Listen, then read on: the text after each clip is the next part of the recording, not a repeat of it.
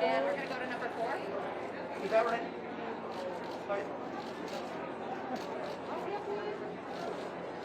If it happens, it will be necessary. What they're asking for is not too much. They're just asking to be properly compensated. And if people were to really realize that just because you're on TV or just because you write for TV doesn't mean that you're rich. A lot of times people are living paycheck to paycheck, writers and actors, some directors. You only get money when you're working. And a lot of times you do one episode, writers will do one episode of a show that they're credited for, and then that show doesn't come back for another year. So you got to live off of that $30,000 for a year before taxes. You got to pay your agent.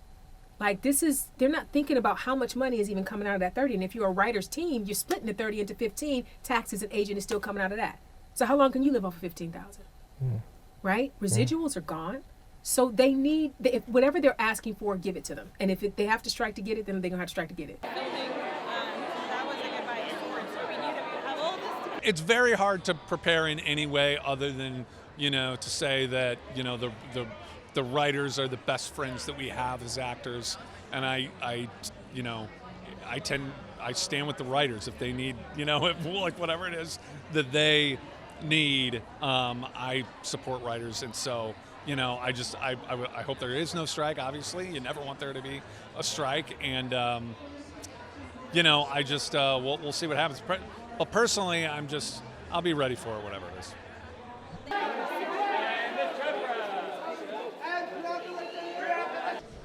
It's a lot of conversations on the back end, but what needs to be done needs to be done. I just hope that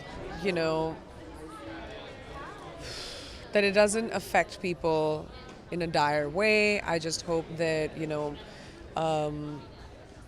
that who needs to be heard is heard, and what needs to come out of it comes out of it, so that we can all do what we do, which is make movies and come to work feeling happy and inspired, and that's what I hope. That's great right there.